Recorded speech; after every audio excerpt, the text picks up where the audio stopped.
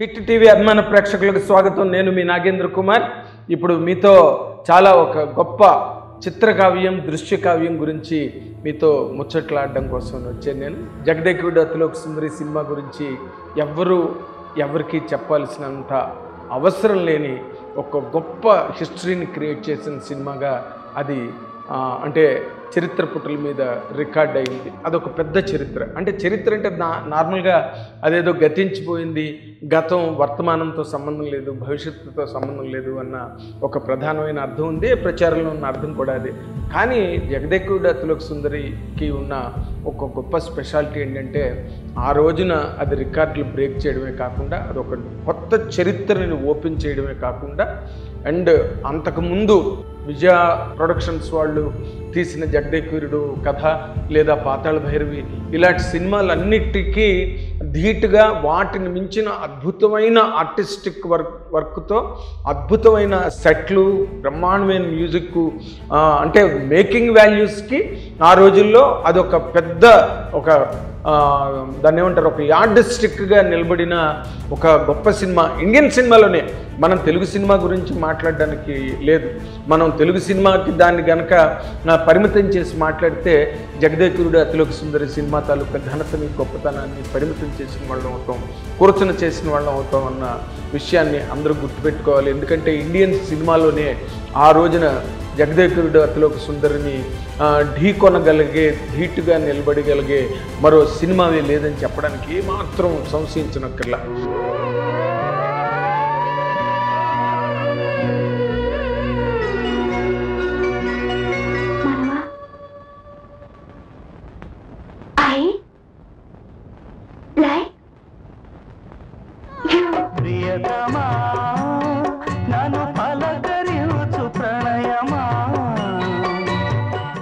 ఇది మామూలుగా జరిగిన ప్రక్రియ కాదు.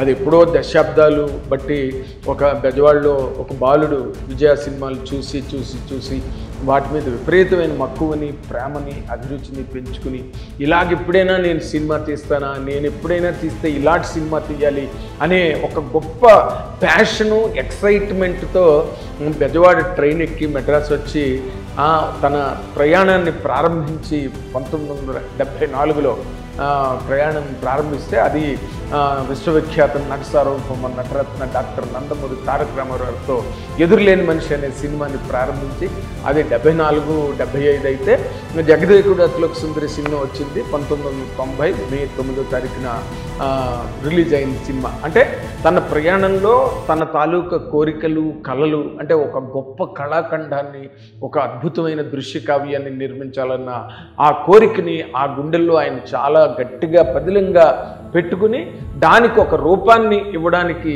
చేసిన ఒక బృహత్తరమైన ప్రయత్నమే జగదేకుడు అతిలోక సుందరి అని చెప్పడానికి ఏమాత్రం అది చెప్తే అతిశయోక్తి కాదు. అదే ఆ బెజవాడ బాలుడే తర్వాత రోజుల్లో యువకుడై ఎదురులేని మనిషితో సినిమా పరిశ్రమలోకి నిర్మాతగా వచ్చి తర్వాత రోజుల్లో ఎన్నో బ్లాక్ బస్టర్స్ ప్రతి పెద్ద హీరోతో చేసి ఒక స్టేజ్లో ఇంకా ఇది కాదు, వైజయంతి మూవీస్కి ఒక చాలా అద్భుతమైన ఒక టర్న్ ఇవ్వాలి, దానికి ఒక గొప్ప డైమెన్షన్ని క్రియేట్ చేయాలి అనే ఒక ఆలోచనతో ఆయన జగదేకుడు అతిలోక సుందరి సినిమాకి శ్రీకారం చుట్టడం జరిగింది. ఆ బెజవాడ బాలుడే, ఆ తర్వాత ఆ యువకుడే, తర్వాత జగదేకుడు అతిలోక సుందరిని నిర్మించిన ఘనాపాటే చలసాని అశ్విని దత్ గారు. ఆయన చరిత్ర గురించి ఇప్పుడు కొత్తగా ఎవరికి చెప్పనక్కర్లే. జగదేకుడు అతిలోక సుందరి నా లైఫ్ లాంగ్ గుర్తుండిపోయే సినిమా.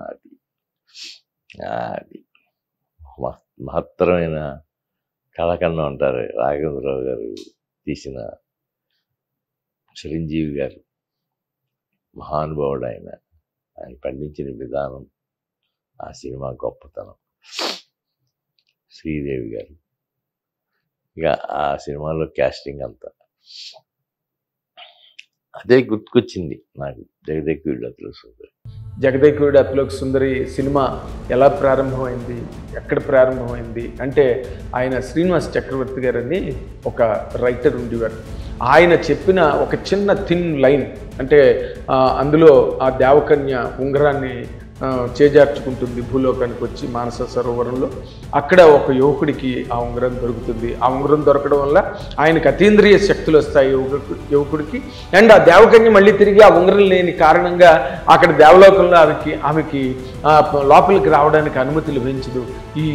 ఈ రెండింటి మధ్యలో ఒక మాంత్రికుడు, ఒక క్యారెక్టరు, అంటే ఒక ఫెంటాస్టిక్ లైన్గా దీన్ని డెవలప్ చేయడానికి వాళ్ళకి నెలల తరబడి టైం పట్టింది.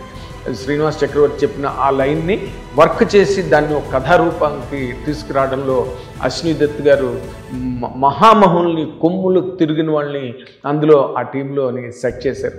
అందులో సత్యానంద్ గారు ఎన్నో వందలాది సినిమాలకి డైలాగులు రాసిన సత్యానంద్ గారు, అండ్ ఈ సినిమాకి జగదేకుడు అతిలోక సుందరికి డైలాగులు రాసిన జంజాల్ గారు, అండ్ సత్యమూర్తి గారు కూడా, ఇప్పుడు దేవిశ్రీ ప్రసాద్ గారు వాళ్ళ ఫాదర్ సత్యమూర్తి గారు కూడా ఉన్నారని నేను విన్నాను. ఆ తర్వాత క్రేజీ మోహన్ అని తమిళ్ రైటర్ ఒక అతను కూడా అందులో టీంలో వర్క్ చేశాడు. అండ్ మన సుప్రసిద్ధ నవల రచయిత ఎండమూరి వీరేంద్రనాథ్ గారు కూడా అందులో ఉన్నారు. వీళ్ళందరితో కలిపి, అఫ్కోర్స్ రాఘవేంద్ర గారు డైరెక్టర్ కాబట్టి ఆయన కూడా ఉన్నారు. వీరందరితో పాటు ఇంకొక గొప్ప పేరు అందులో ఆ టీంలో ఉంది. ఆ గొప్ప పేరే ఈ సినిమా కథానాయకుడు మెగాస్టార్ చిరంజీవి గారు కూడా దాదాపు 25 రోజుల పాటు ఆ ఆఫీస్కి వెళ్ళి, వైజయంతి మూవీస్ ఆఫీస్కి వెళ్ళి అక్కడ జరుగుతున్న కథా చర్చల్లో ఆయన కూడా డే అంతా పాల్గొని ఆ కథకు ఒక రూపం వచ్చే వరకు కూడా చాలా ప్యాషనేట్గా ఆ సినిమా గురించి, ఆ ప్రాజెక్టు గురించి వర్క్ చేశారు. మొదట్లో జగదేకుడు అతిలోక సుందరిలో చిరంజీవి గారు శ్రీదేవి కాంబినేషన్ అంటే ఆ రోజున Sridevi queen of Indian cinema లాగా వెలుగొందుతున్న టైం అది. అండ్ చిరంజీవి గారి పేరు చెప్తే ఇంకా అసలు బాక్స్ ఆఫీసులు, ఆయన పేరు వింటేనే బాక్స్ ఆఫీసులు బద్దలయ్యేంత ఒక గొప్ప స్టామినా ఎస్టాబ్లిష్ అయి ఉన్న స్టేజ్ అది చిరంజీవి గారికి. వీళ్ళందరితో పాటు ఈ సినిమాని క్లబ్ అప్ చేసి అశ్విని దత్ గారు ఒక వండర్ని, స్క్రీన్ వండర్ని క్రియేట్ చేశారు. అయితే ఇందులో గొప్ప విశేషం ఏంటంటే ఈ విషయాలు చాలామందికి తెలియదు. అంటే ఏదో అక్కడ విన్నది, ఇక్కడ విన్నది, రాయడం ఆ నోట ఈ నోట విన్నది, లేకపోతే ఇంటర్వ్యూల్లో విన్నది రాయడం తప్పితే నేను ప్రత్యక్ష సాక్షిని అక్కడ జరిగిన ప్రతి దానికి. ఎందుకంటే అశ్విని దత్ చలసాని గారితో నాకున్న సాన్నిధ్యం కానీ, లేకపోతే మెగాస్టార్ చిరంజీవి గారితో నాకున్న అనుబంధం కానీ, ఈ ప్రాజెక్టు ఎలాగ షేపప్ అయింది, ఎలా జరిగింది. ఎందుకంటే రాఘవేంద్ర గారు ఈ సినిమా దర్శకేంద్రుడే, కానీ రాఘవేంద్ర గారికి ఈ సినిమా ముందు వరుసగా కొన్ని వైఫల్యాలని ఆయన ఎదుర్కొన్నారు. చాణక్య శబదం అని, ఇంకేదో అని కొన్ని. దానివల్ల అశ్విని దత్ గారు రాఘవేంద్ర గారిని డైరెక్టర్గా ఎంపిక చేసుకుంటే దాదాపు ట్రేడ్ అనండి, డిస్ట్రిబ్యూటర్స్ అనండి, స్నేహితులు అనండి, లేకపోతే శ్రేయోభిలాష్ అనండి, మీరు ఏమైనా చెప్పుకోండి, వాళ్ళందరూ కూడా రాఘవేంద్ర గారిని వద్దని అబ్జెక్ట్ చేశారు. ఎందుకంటే ఇదా చూస్తే చాలా పెద్ద బడ్జెటెడ్ ఫిల్ము, పెద్ద సెట్లు, చాలా దారుణమైన ఖర్చుతో కూడుకున్న సినిమా. అండ్ ఎందుకో ఆయన దర్శకేంద్రుడు రాఘవేంద్ర గారు ఎక్కడో బ్యాలెన్స్ తప్పారు. ఆయన మొదట్లో లాగా హిట్లు ఇవ్వలేకపోతున్నారు, ఫ్లాప్లు వస్తున్నాయి, ఆయనకి గ్రిప్ పోయిందా, లేకపోతే ఆయన ఏంటి ఇంక సినిమాలు చెయ్యలేరా, ఇంకా దర్శకుడిగా ఆయన పక్కకి వెళ్ళిపోవాలా, ఇలాంటి మాటలు చాలా దారుణంగా మాట్లాడుకున్నారు మెడ్రాస్లో ఆ రోజున. నేను అన్నీ నా చెవులతో విన్నవాడిని నేను. కాకపోతే ఇందులో అశ్విని దత్ గారిని ఎక్కడ మెచ్చుకోవాలంటే ఆయన రాఘవేంద్ర గారిలో ఉండే ఆ క్రియేటివ్ జీనియస్ ఏదైతే ఉందో దాన్ని చాలా గట్టిగా నమ్మారు. ఆయన ఒక్కడే నమ్మి ముందడుగు వేయడం జరిగింది. ఎవరు ఎన్ని చెప్పినా కూడా అశ్విని దత్ గారు మాత్రం రాఘవేంద్ర గారి దగ్గర నుంచి వైపు నుంచి దృష్టి మరల్చుకోలేదు. అండ్ ఆయన్ని తీసేసి ఇంకో డైరెక్టర్తో చేయించాలనే నిర్ణయం అన్నది ఆయన కళ్ళలో నీళ్ళలో కూడా ఎప్పుడు అనుకోలేదు. ఎందుకంటే ఆయనకి ఒరిజినల్గా రాఘవేంద్ర గారి తాలూకా పొటెన్షియల్ ఏంటి, ఆయన కెపాసిటీ ఏంటి, ఆయన స్టామినా ఏంటి, ఆయన క్రియేటివ్ జీనియస్ ఏంటి అని బాగా తెలిసిన వ్యక్తి అశ్విని దత్ గారు. కాబట్టి ఆయన ఎంతమంది ఎన్ని మాటలు చెప్పినా ఆయన ఎక్కడ తొణకలేదు, బెణకలేదు, రాఘవేంద్ర గారికి ఫిక్స్ అయ్యారు.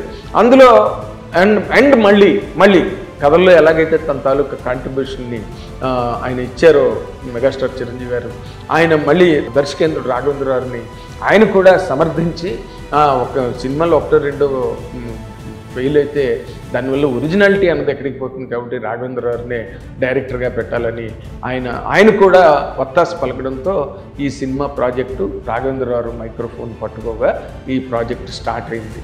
ఈ సినిమా విజయవాహిని స్టూడియోలో బ్రహ్మాండమైన సెట్లు వేయడం జరిగింది. రామ్నగర్ సినిమా తర్వాత మళ్ళీ అంత పెద్ద సెట్ వర్క్ జరిగినది ఈ సినిమాకేనని చెప్పి ఆ రోజుల్లో చెప్పుకున్నారు. అండ్ ఐ డోంట్ థింక్ అంతకన్నా గ్రేట్గాను అంతకన్నా గ్రాండ్గా ఉన్నాయి సెట్లు. ఎందుకంటే అక్కడ విజయవాహిని లోపలికి వెళ్ళి షూటింగ్ జరుగుతున్నప్పుడు అక్కడ ఉన్న వ్యక్తిగా నాకు అనిపించిన ఒక అనుభూతిని ఇక్కడ మీతో పంచుకుంటున్నాను నేను. ఆ సెట్లో ఆ షూటింగ్లో దత్తు గారికి ఎంతమంది చెప్పారో, ఏంటి ఈ సెట్లు ఏంటి, నీ బడ్జెట్ ఏంటి, ఏంటి సినిమా, నువ్వేమైపోతావు దత్తు ఈ సినిమా తర్వాత, ఆలోచించుకున్నావా, జాగ్రత్తగా ఉండు, జాగ్రత్త పడు అని నాగిరెడ్డి గారి దగ్గర నుంచి ఆయనకి చెప్పని వాళ్ళు లేరు. అందరూ ఆయనకి, ఎందుకంటే because he was a very good producer, మంచి టేస్ట్ ఉన్న producer, commitment towards a good film and a grand film అనే ఒక పేరు ప్రతిష్టల్ని ఆయన సంపాదించుకున్నారు. మొదట ఎదురులేని మనిషి సినిమా దగ్గర నుంచే ప్రారంభించుకుంటే. ఎందుకంటే ఆయన సినిమాలు ఏవి కూడా ఏ రోజున అమ్మిన సినిమాలు కావు, అన్నీ దమ్ముగా రిలీజ్ చేసి దమ్ముగా సూపర్ డూపర్ హిట్లు కొట్టిన నిర్మాతగా అశ్విని గారికి గొప్ప పేరుంది. అందుకని అందరూ ఆయన్ని వారించారు. కానీ ఆయన మాత్రం అక్కడ విజయవాహిని సెట్ దగ్గర నిలబడి ఒక చిరునవ్వు నవ్వుతూ ఎవరు ఏం చెప్పినా కూడా ఆయన రిసీవ్ చేసుకుంటుండేవారు. ఇది ఇలా జరుగుతుండగా కథ అయిపోయింది, సెటిల్ అయిపోయారు, రాఘవేంద్రరావు సెట్ అయిపోయారు, సినిమా అంతా స్టార్ట్ అయింది. సినిమా స్టార్ట్ అయిన తర్వాత అందులో పాటలు వేటూరి గారు, వైవిఎస్ చౌదరి, ఇప్పుడు డైరెక్టరుగా మంచి పేరు ప్రతిష్టలు తెచ్చుకున్న వైవిఎస్ చౌదరి ఆ సినిమాకి అసిస్టెంట్ డైరెక్టరు ఒక టేప్ రికార్డర్ పట్టుకుని వేటూరి సుందరరామూర్తి గారి దగ్గరికి వస్తే నేను కూడా ఆయనతో పాటు కారులో ఉండి ఆ వేటూరి గారు ఆ పాటలు రాసే విధానాన్ని నేను కళ్ళారా ప్రత్యక్షంగా చూసినవాడిని. ఎన్ని పలువులు రాసేవారో, ఎన్ని చరణాలు రాసేవారో, ఎంత ఓపికగా రాసేవారో. కాకపోతే ఏంటంటే ఆయనతో తిరగడం, ఆయన్ని కూర్చోపెట్టి పాట రాయించడం అంటే మాత్రం బ్రహ్మ ప్రళయం అన్నమాట. మామూలు వ్యవహారం కాదు. ఆయన కారు వేసుకుని మొత్తం మెడ్రాస్ అంతా తిరగడమే పని అన్నమాట. ఇటు నుంచి అటు ఇటు అసలు ఫుల్గా. ఎప్పుడు అందులోంచి ఆ చరణం వస్తుందో, ఎందులోంచి ఆ పల్లవి ఎలాగ వస్తుందో కూడా తెలియని ఒక అయోమయ స్థితిలోంచి ఒక అద్భుతం క్రియేట్ అయ్యేది వేటూరి సుందరరామూర్తి గారి దగ్గర. ఆ పాటలన్నిటికీ కూడా అంటే అందాలలో అహో మహోదయం కానీ, లేకపోతే లాస్ట్లో ప్రీతమ క్లైమాక్స్ సాంగ్ కానీ, ఇవన్నీ కూడా నేను దగ్గరుండి ఆ పాటలు, దినకృత పాట కూడా, ఈ పాటలన్నీ రాసినప్పుడు నేను వేటూరి గారితో పాటు కారులో ఉన్న ఆ ట్యూన్ పెట్టేవాడు వైవిఎస్ చౌదరి. అండ్ ఆయన పాటలు చెప్తూ ఉండేవారు నోటుతో, లేకపోతే రాసేవారు ఒక్కొక్కసారి. ఇలా జరుగుతున్న ప్రక్రియలో ఇళయరాజా మ్యూజిక్ అంటే అసలు ఆ రోజున మంచి అప్పటికే క్రియేటివ్ కమర్షియల్స్ సినిమాలతో ఇళయరాజా గారు చాలా ఫేమస్ అయిపోయి యూత్కి అండ్ మ్యూజిక్ లవర్స్కి అండ్ ఒక conventional music with melody and foreign orchestrisation, modern technology అంతా కూడా ఇంక ఇళయరాజా ఈజ్ అనదర్ వరల్డ్ అనమాట. ఆ వరల్డ్లోంచి ఆయన తీసుకొచ్చి ఇచ్చిన మ్యూజిక్ ఇది. ఇళయరాజా గారు ఆ పాటలన్నీ కూడా ప్రసాద్ సంగీతంలో రికార్డ్ అవుతుంటే అసలు బాలు గారు, జానకి గారు వచ్చి పాడుతుంటే అసలు కన్నుల పండుగగా ఉండేది, వీణులు విందుగా ఉండేది అనమాట. అక్కడ వాళ్ళు పాటలు పాడుతున్నప్పుడు నేను కూడా వాళ్ళతో పాటు స్టూడియోలో ఉండేవాడిని. The way they use to love the tunes, ఆ లిటరేచరు అని. బాలుగారు పదే పదే అందాల్లో మహోదయం పాట గురించి సుహాసిని సుమాలతోనో మాట ఉంటుంది అందులో. ఆ మాటని ఎంత మెచ్చుకున్నారో బాలుగారు. ఏంటయ్యా ఎంత బాగా రాశావు సుందరయ్య అని చెప్పి వేటూరి గారిని మెచ్చుకోవడం.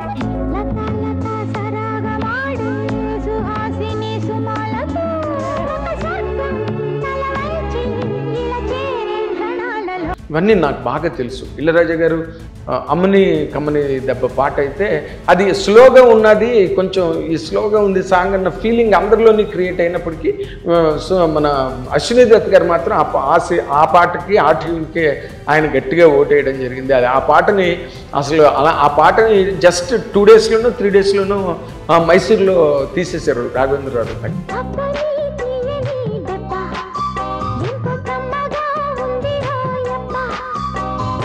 తక్మా పాటలకి టైం పట్టింది. ఎందుకంటే అందాలలో అహో మహోదయం పాట సెట్లో తీశారు. ఆ సెట్లో తీసినప్పుడు ఏమైందంటే విన్సెంట్ గారి కెమెరా, మీరు కావాలంటే చూసుకోండి, ఆ పాటలోని శ్రీదేవి గారి ఐ మీద కొన్ని షాట్లు ఉంటాయన్నమాట. అని ఒక బిట్ వస్తుంది. ఆ బిట్కి అంటే శ్రీదేవి గారు ఎంత కోఆపరేట్ చేశారో, విన్సెంట్ గారు ఎంత ఓపికగా తీశారో కానీ అసలు ఎంతసేపు పట్టిందంటే ఆ షాట్ ఓకే అవ్వడానికి. దానిలో ఆయన క్రియేట్ చేసిన అంటే వాళ్ళ మాస్టర్ క్రాఫ్ట్స్మెన్ కదా విన్సెంట్ గారు.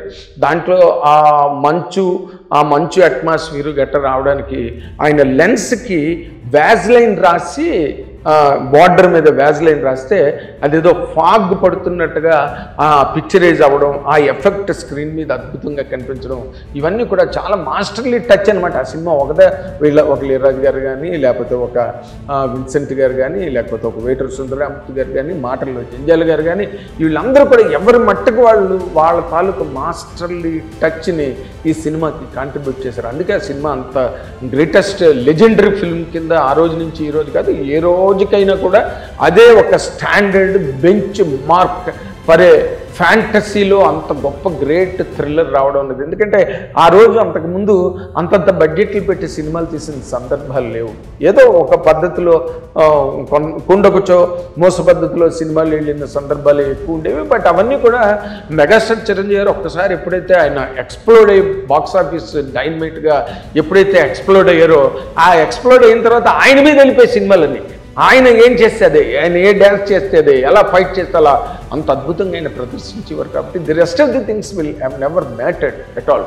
కానీ ఈ సినిమాకి వచ్చేసరికి ఏమైందంటే ప్రతిదీ అంత ఖర్చు తెలీదు, అంత ఖర్చు పెట్టడానికి సాహసం లేదు, ధైర్యం ఉండాలి, ఒక గుండె సరిపోదు. బి గోపాల్ గారు చెప్పినట్టు ఇంద్ర సినిమాలో షూటింగ్లో జరుగుతుంటే అంతమంది అక్కడ జూనియర్ ఆర్టిస్టులని పెట్టి కాశీలో షూటింగ్ చేస్తుంటే ఆయన తర్వాత అక్కడి నుంచి వచ్చాక నాతో అన్నారు, దత్తు గారికి ఒక్క గుండె కాదండి 2 గుండెలు ఉన్నాయి, లేకపోతే అంత ధైర్యం ఎక్కడి నుంచి వస్తుంది. ఆ ధైర్యం జగదేగుడు తలుపు సుందర్లో కొట్టొచ్చినట్టు కనబడుతుంది.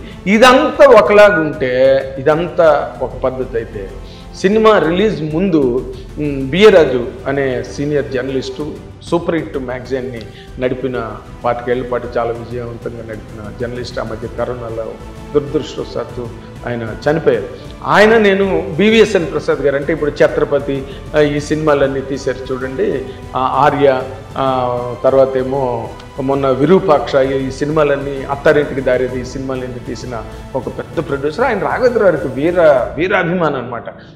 ఆయన బియ్యరాజు ఆఫీస్కి వెళ్తే ఆయన 1 గంట సేపు 2 గంటల సేపు చెప్పిందే చెప్పి పదే చెప్పి ఆ సినిమా ఎంత గొప్పగా ఉంది, రాఘవేంద్ర గారు ఎంత గొప్పగా తీశారు, చిరంజీవి గారు ఎంత గొప్పగా ఉన్నాడు, శ్రీదేవి గారు ఎంత గొప్పగా ఉంది, అసలు పాటలు ఎలా ఉన్నాయి అని చెప్పి మమ్మల్ని ఇద్దరిని అసలు నిద్రపోనివ్వకుండా చేసి రెచ్చగొట్టి వేసాడు బివిఎస్ఎన్ ప్రసాద్ గారు. ఏం చేయాలి, సినిమా చూసేయాలి వెంటనే, పిచ్చెక్కిపోయింది ఆయన చెప్పింది విని. అప్పటికే మేమంతా షూటింగ్లో గట్రా చూసాము. ఎందుకంటే మళ్ళీ దాంట్లో కూడా వాళ్ళు ఆ నోట ఈ నోట విన్న మాటలే రాసినవి, మేము ప్రత్యక్ష సాక్ష్యం. విజయవాహినిలో దినకృత సాంగ్ జరుగుతున్నప్పుడు చిరంజీవి గారికి 104 ఫీవర్. నిజంగా శ్రీదేవి గారు ఆ షూటింగ్ కంప్లీట్ చేసుకుని ఫారిన్ కంట్రీస్కి ఎక్కడికో వెళ్ళిపోవాలంటే మరి జరగకపోతే అలా చిరంజీవి గారు నిజంగా ఆయన ఒరిజినల్గా human and is by all means is megastar. ఎందుకంటే అంత ఫీవర్తో 104 జ్వరంతో పక్కన ఐసు స్పాంజింగ్ చేసుకుంటూ విజయ గార్డెన్స్లో డాక్టర్స్ ఎట్లో ఉండి ఆయన మొత్తం సాంగ్ అంతా కూడా కంప్లీట్ చేస్తే మేము ఆ టైంలో చిరంజీవిని 1-2 సార్లు కూడా కలిసాం. But he has never allowed anybody to watch or know that is running fever 104 Fahrenheit జ్వరంతో ఆ పాట చేశారు.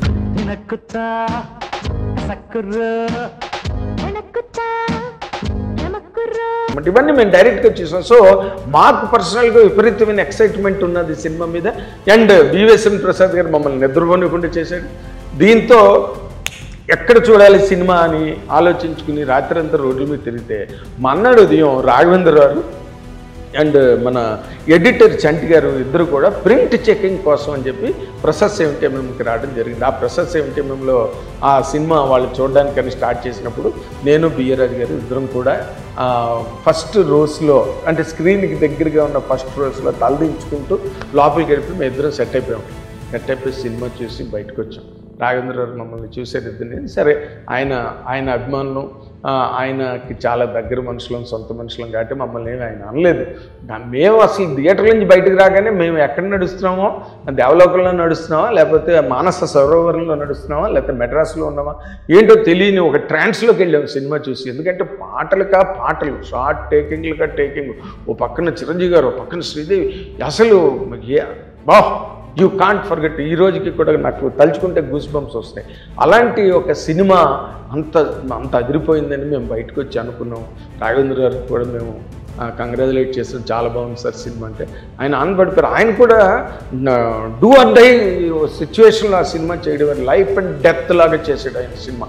నార్మల్గా అయితే ఆయన దగ్గర 3-4 యూనిట్లు, దానికి సపరేట్ రైటర్లు, దానికి ఒక డైరెక్షన్ డిపార్ట్మెంట్లు, సినిమాకి ఇంత గొడవ ఉండేది రాఘవేంద్ర గారి దగ్గర. కానీ ఆయన ఏం చేశారంటే ఈ సినిమా వరకు వచ్చేసరికి అన్నీ నిలిపేసి ఒక్క సినిమా మీదే కాన్సన్ట్రేట్ చేసి ప్రతి ఫ్రేమ్ని ఒక శిల్పంలా చెక్కిడు సినిమాలో. నిజంగా రాఘవేంద్ర గారు నిజంగా యాడ్స్ ఆఫ్. ఆ ఫిల్మ్లో కొన్ని మీరు కావాలంటే ఇప్పటికీ చూడండి, శ్రీదేవిని చూడగానే ఆ డాగ్ ఇలా లేచి కాళ్ళు ఎత్తి అలా ఉండిపోతుంది దేవకన్యని చూసి. అలాంటి షాట్లు ఎన్ని అండ్ ఆ పాటల్లో కూడా సాంగ్ ఒకటి తమిళ్ సాంగ్ అనమాట. అది ఆ సాంగ్ని ఆయన యాజ్ ఇట్ ఈజ్గా పెట్టి నాకు ఈ పాట కావాలని చెప్పి ఇళయరాజా గారిని అడిగి మరీ ఆ పాట తెలుగులో పెట్టించడం జరిగింది. యమహో నీ యమ అంటుంది సాంగు. ఆ సాంగు ఆ తమిళ్లో ఎంత పెద్ద హిట్, తెలుగులో కూడా అంతే పెద్ద హిట్. కానీ ఆ కైండ్ ఆఫ్ సాంగ్ ట్యూన్ని తీసుకురాదు. ఏదో మాయమాళ్ళు గౌళ రాగం అని చాలా కర్ణాటక సంగీతంలోనే ఒక అంబాజీపేట ఆవదల రాగం. దాన్ని ఇళయరాజా గారు అంత గొప్పగా ఆయన జీనియస్ ఎంత గొప్పగా చేసాడు కమర్షియల్ సాంగ్ని. దాన్ని ఈయన మళ్ళీ తెలుగులోకి అడగడం ఈయన జీనియస్. అది అంత అన్ని పాటలు ఎలా హిట్ అయ్యో దానికన్నా ఎక్కువ, ఒక రవ్వ ఎక్కువే హిట్ అయింది.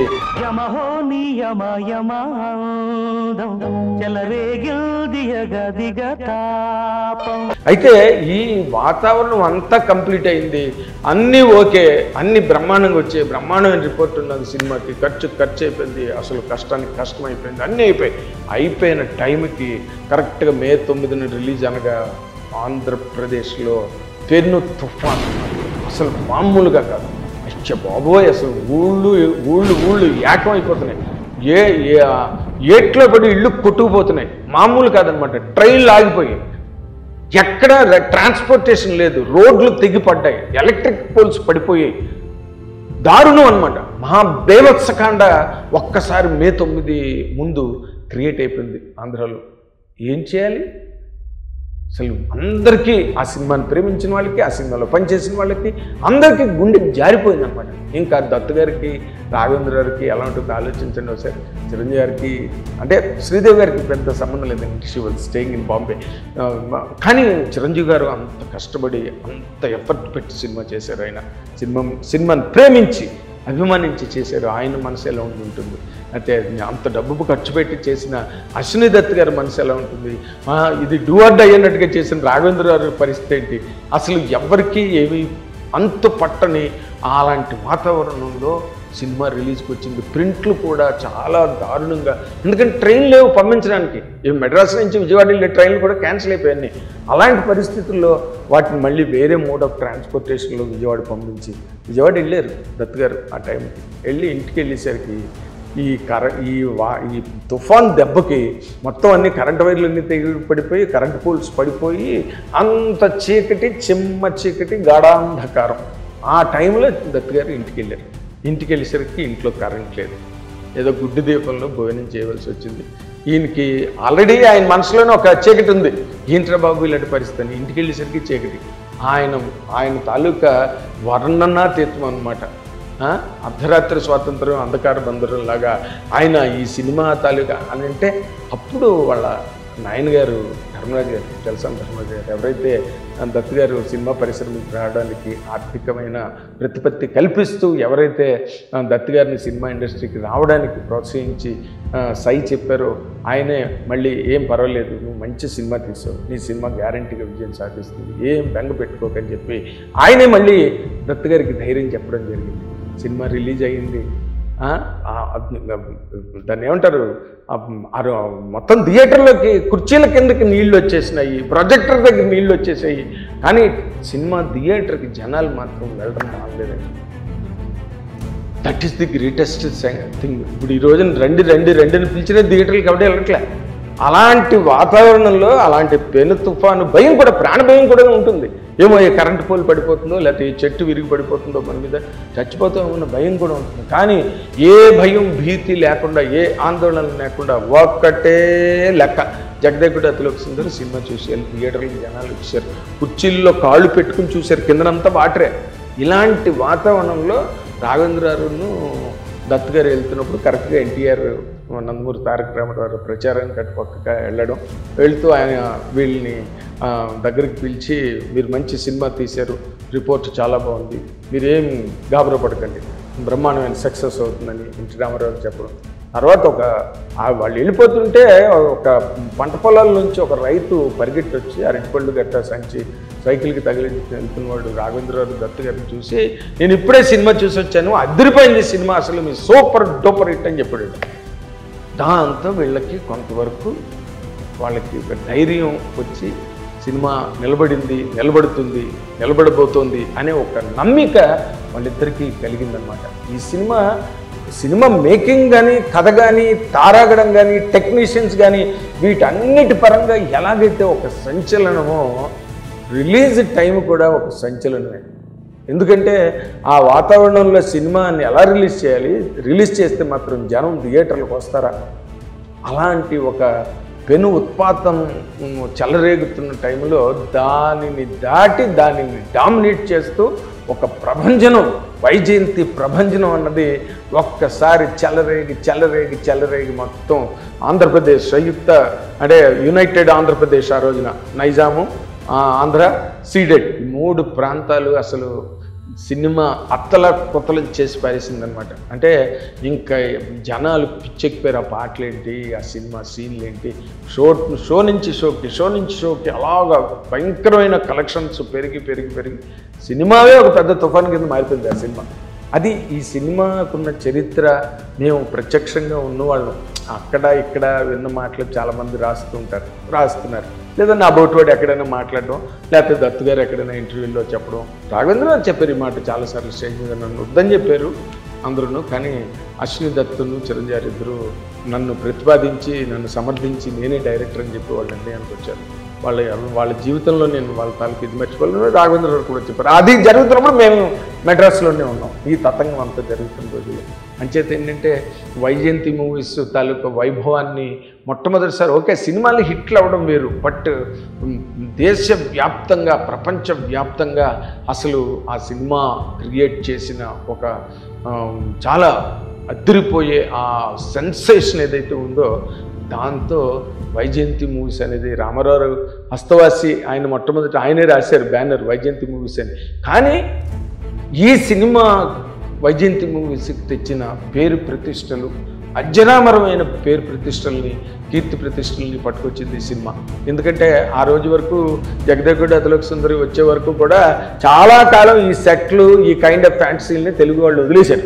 ఎందుకంటే వాటన్నిటిని భరించలేక, వాటన్నింటిని మెయింటైన్ చేయలేక, వాటన్నిటికీ డబ్బు అచ్చుకోలేక వదిలేసుకున్నారు. కానీ దత్ గారు మాత్రం మళ్ళీ అలాంటి మ్యాజిక్ రిపీట్ చేయాలని దత్ గారు గట్టిగా పట్టుబట్టారు. ఆయన గుండె ధైర్యం అంతే, చూడడానికి చాలా పేలగా ఉంటారు, టాల్గా ఉంటారు, పేలుగా ఉంటారు, కానీ but is a Sandow inside, is a very strong Hercules inside. ఆయన లాంటి హెర్క్యులస్ ప్రొడ్యూసరు. తర్వాత రోజుల్లో ఇప్పుడు ఓకే బాహుబలి వచ్చింది, త్రిబుల్-ఆర్ వచ్చింది, ఇవన్నీ ఇప్పుడు బిజినెస్ డైమెన్షన్స్ మారిపోయింది. వరల్డ్ వైడ్ బిజినెస్ ఉన్నది ఈ రోజున. ఆ రోజున వరల్డ్ వైడ్ ఎక్కడ ఉన్నదండి? హిందీవే లేదు, బాలీవుడ్ లేదు, పాన్ ఇండియా లేదు, ఓన్లీ ఆంధ్ర, నైజాము, సీడెడ్ 3 ఏరియాలు. ఓవర్సీస్ బిజినెస్ కూడా లేదు ఆ రోజు. అండ్ టికెట్లా ఇంత రేంజ్లో లేవు, ఏమీ లేకుండా ఒక సినిమా బలిమి, దానిలో ఉండే ఒక గొప్ప కళాత్మకమైన విలువలు సినిమాలో, అవి ఆ సినిమాని అంత గొప్పగా నిలబెట్టాయి. అండ్ అశ్విని దత్ గారిని ఎక్కడో ఈ ప్రపంచంలో శిఖరాగ్రంలో నిలబెట్టాయి. మన రాఘవేంద్ర డైరెక్టర్గా ఇంకా ఆయనకి తిరుగులేని ఒక బ్రహ్మాండమైన మళ్ళీ ఒక రిజిస్ట్రేషన్ వచ్చేసింది. అండ్ ఓకే, ఇంక చిరంజీవి గారి గురించి చెప్పవలసింది ఏం లేదు, ఎందుకంటే ఆయన ప్రయాణంలో ఆయనకి ఈ సినిమా చాలా గొప్ప అనుభూతి, గొప్ప అనుభవం, గొప్ప జ్ఞాపకంగా మిగిలింది జగదేగుడు అతిలోక సుందరి సినిమా. తర్వాత శ్రీదేవి గారు of course she was part of the film అనుకోండి. అండ్ దానికి అయితే ఈ రోజున ఆ సినిమాకి వర్క్ చేసిన చాలామంది లేరు. జంజాల్ గారు లేరు, అమరీష్ పురి లేడు, ఆయన లేడు, అండ్ రామిరెడ్డి లేడు, కన్నడ ప్రభాకర్ లేడు, అల్లూరు రామలింగయ్య గారు లేరు, ఆ సినిమాకి బాలు గారు లేరు, అన్ని పాటలు అద్భుతంగా పాడిన బాలు గారు లేరు, వేటూరు గారు లేరు, వేటూరు సుందరమూర్తి గారు లేరు. సో వాళ్ళందరి ఆత్మలకి మళ్ళీ ఒక గంపెడు ఆనందాన్ని అందిస్తూ ఈ సినిమా మళ్ళీ రేపు May 9న రిలీజ్ కాబోతుంది. అసలు మళ్ళీ పండగ. ఈ రోజున ప్రపంచవ్యాప్తం తెలుగు సినిమా అన్నది ప్రపంచవ్యాప్తం కాబట్టి ఎక్కడికి వెళ్ళినా దుమ్ము లేపేస్తుంది మళ్ళీ ఇంకొకసారి. And let us invite another సైక్లో of collections for Jagadekaveerudu Athiloka Sundari. Thank you watching Hit TV app. ఇందులో short news, live news, entertainment shows, movies, digital magazines తో పాటు మీ జిల్లా వార్తలను కూడా ఫ్రీగా చూడొచ్చు. అంతేకాదు కేజీ నుంచి పీజీ వరకు విద్యార్థులకు స్కాలర్షిప్ కూడా అందిస్తున్నాం. ప్రతి వారం 10 మందికి లక్కీ డ్రా ద్వారా ఒక్కొక్కరికి 10,000 రూపాయలు అందిస్తున్నాం. ఇంకెందుకు ఆలస్యం, వెంటనే హిట్ టీవీ యాప్ ని డౌన్లోడ్ చేసుకుని ఫ్రీగా ఎంటర్టైన్మెంట్ పొందండి. Hit TV app. Hit TV app. Please download hit TV app. Hit TV app ని ఫ్రీగా డౌన్లోడ్ చేసుకుని ఎంజాయ్ చేయండి. మీకు నచ్చిన ఎంటర్టైన్మెంట్ కోసం హిట్ టీవీ యాప్ ని ఫ్రీగా డౌన్లోడ్ చేసుకుని ఎంజాయ్ చేయండి. హిట్ టీవీ యాప్ ని డౌన్లోడ్ చేసుకుని ఆస్వాదించండి, ఆశీర్వదించండి. ఇంతమంది సెలబ్రిటీలు హిట్ టీవీ యాప్ ని డౌన్లోడ్ చేసుకోండి అని చెప్తున్నారంటే ఎంత మంచి యాప్ ఆలోచించండి. అమెరికా అమెరికాలో చదవాలనుకునే వాళ్ళకి విశ్వసనీయమైన పేరు మన శౌర్య కన్సల్టెన్సీ. UK లో 1 year masters, UK లో 1 year masters, 2 years work permit up to 5 years visa. Contact Saurya Consultancy. Contact 89851 89851.